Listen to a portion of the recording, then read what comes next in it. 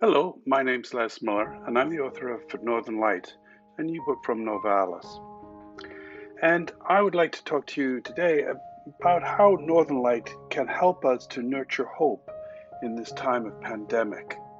Northern Light was my attempt to look at a Canadian spirituality, to look at our landscape, to find the sacred patterns that are present in our country, to go from west to east to north, to look at those sacred places, those thin places, those places where we feel very close to God, and look at the patterns that are woven through the country. The book consists of prayers and reflections, as well as accompanying photographs to evoke the spiritual layer of Canada. In this short video, I want to look at some of the themes that I found in the Northern Light project that brought hope to me, particularly during this difficult time of pandemic, a time of fear, and a time of isolation. Many times in this strange year, I've taken to the woods for my own balance, peace, and sanity. The Japanese call this process Shinron Yuku, or forest bathing. These times I enter the woods because I'm lost and out of balance, and I'm searching for healing. I tried to capture this in the prayer, Vancouver Island, Western Red Cedars. Let this prayer rise to the heavens from this grove of red cedars. Let us contemplate these damp green steeples pointing skyward to the clouds leading us from the fixed to the fluid. Let our dreams and horizons be also lifted higher. Let these prayers wing skyward, carried in the song of the buried thrush. Let the choir of wind and raindrops sing of gratitude and peace. Let our feet follow our eyes, to walk on paths to the higher tops where vision is clear. And when I'm in my lowland city, remind me of the cedar grove and the reach upward, to draw me toward you as a child to a parent. And when you are found, when you are healed, you move to the flow. The terrain dictates your steps. You walk in harmony with the path. In contrast, our communities and workplaces make it hard to feel the flow of creation. Surfaces are level and straight, unyielding, ringing with the sound of machines. The air is still. Outside, in the forest, the flow of creation's forces are around us. If we are tuned to recognize the presence of God in creation, then the forest becomes our chapel and we are healed. During the preparation of Northern Light, I went to many places across the country to photograph what I had written about. And these I consider to be thin places, places where the distance between myself and the divine was very small, very thin. Sacramental places, if you wish. We can go out into the woods to find our spiritual directors. These are examples from nature that talk to us of resilience. They talk to us of hope. They talk to us of resurrection as well. These examples of resilience are all around. Think of a salmon desperately swimming upstream against the flow, over obstacles, over dams, over rocks. Think of the spring wildflower blooming again and again, pushing its way through the leaf mold to bloom upwards. Think also of the incredible migration patterns of butterflies such as the monarch and the birds flying south for the winter.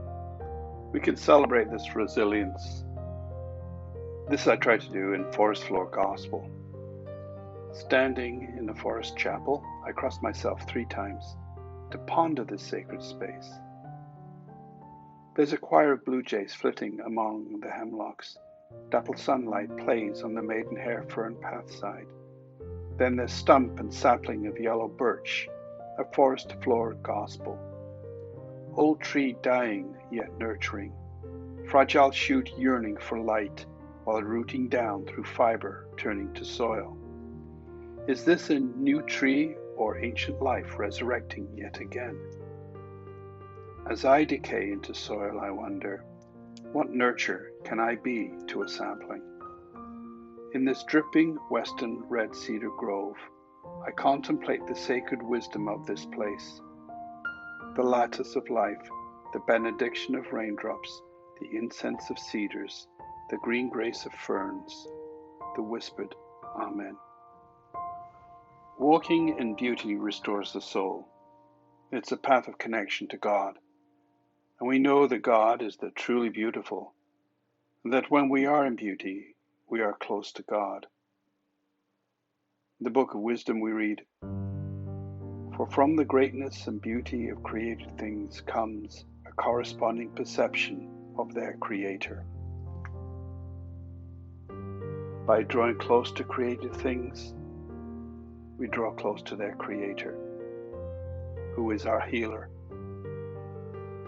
Beauty is also a corrective to the basic exploitative mindset that has caused such ecological ruin in our world. Pope Francis wrote, "If we approach nature and the environment without this openness to awe and wonder, if we no longer speak the language of fraternity and beauty in our relationship with the world, our attitude will be that of masters, consumers, ruthless exploiters, unable to set limits on their immediate needs." Being among creation stimulates the imagination. The basic question that drove me during the Northern Light project was, where is God in this particular landscape? And I drew on ways of thinking that came from indigenous people and also from our own tradition as Catholics. Where is the liturgy in the wildness? Where are our sacred places? In this vein, I wrote Canadian Cathedral. Let us enter by the western door, through the coastal ranges, between soaring spires. Let us genuflect in the prairie nave and proceed up the Trans-Canada Isle to pray in the left-hand transept under northern lights, to look south into the stained-glass Toronto towers, to the altar set between the chapels of St. Lawrence and St. Joseph, to the eastern apse of Cape Breton Highlands and Gorosmorn. God bless this sacred space and consecrate all within to your service. In this age of anxiety, in this age of doubt, this age of fear, where do we look for our strength? Let's follow the gaze of Jesus, who in his own difficult time asked his followers to consider the lilies. Well, lilies aren't in bloom right now, but maybe we should look at the maple tree. Maple tree prayer. Loving God, let us grow toward you, like saplings rising above the forest floor, like maple trees raising branches heavenward. May we raise our lives ever upward toward you. May our seeds bearing new life spread out like gospels bearing your truth. May our leaves bring dignity and beauty even in our decline. May our rebirths every spring echo your Easter promise, bringing sweetness to a sour world. May God bless you and your families in this difficult time. May you feel God's love wrapped around you. If you want to explore more insights in Northern Light, there are online resources at the Novalis website, as well as my own website at lesmiller.ca.